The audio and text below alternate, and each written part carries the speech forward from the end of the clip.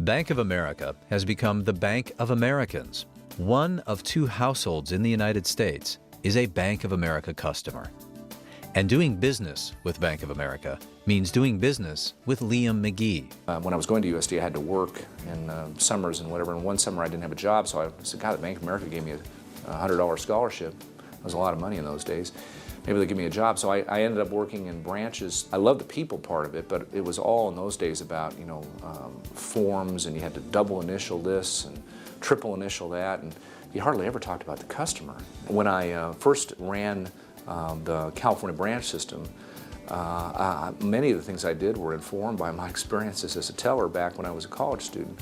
When I think about many of the innovations in U.S. banking and Bank of America over the past 20 years, many things like mobile banking, internet banking, grocery store banking, it was really Liam's vision for those types of initiatives that helped position Bank of America as the leader in bringing those conveniences to our customers. Someone once said that working with him is like getting your MBA in leadership. The son of Irish immigrants, McGee grew up in suburban Los Angeles. His family's expectations of him were high. McGee's expectations for himself were even higher. It was an expectation that I would go to college. I really don't remember how I ended up at USD, to be honest with you. I think it was just a convergence of things, thinking maybe I'd be happier at a small school, and there was a bit of, somehow I got a sense that maybe I'd have a chance to play baseball. I think I was the last cut, and I can remember very vividly that we had a practice game in the spring. My last at bat, I just roped one in the alley. I remember that a couple of those guys were really surprised that I made it and they didn't. Well, when I walk around campus, I remember my dad when he came to visit me the first time my freshman year, and he was like, hey, I lived there freshman year. And he's like, your uncle lived there freshman year. And when I was freshman year in those dorms, it was just like, oh, this is so weird to know that my dad could have been doing the same thing 30 years ago in the same exact spot.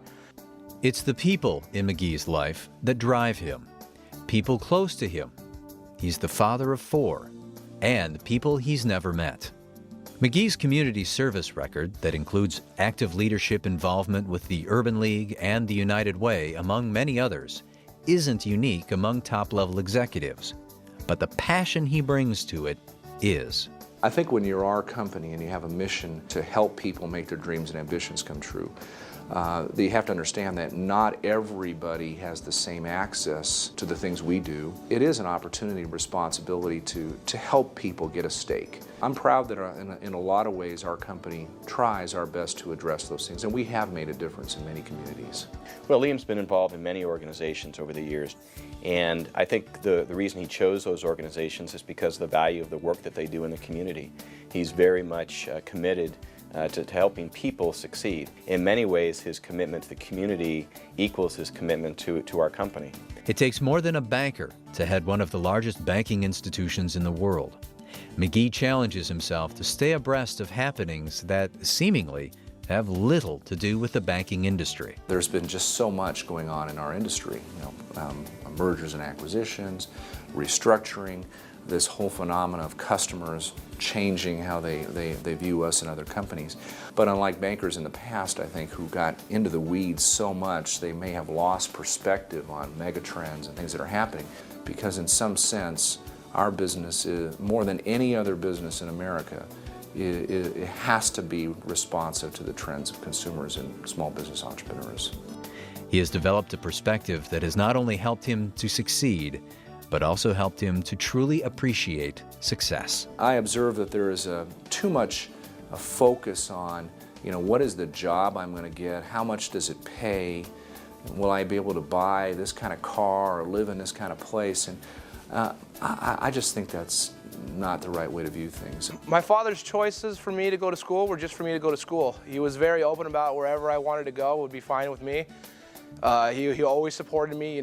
He would have liked me to go in the business world, but I really like engineering, and he was always supportive of me. He's like, if that's what you want to do, that's what's going to make you happy, then you can do it, and I'll support you. I think you have a higher chance of being successful against whatever your measurement is if you're doing something that you love to do.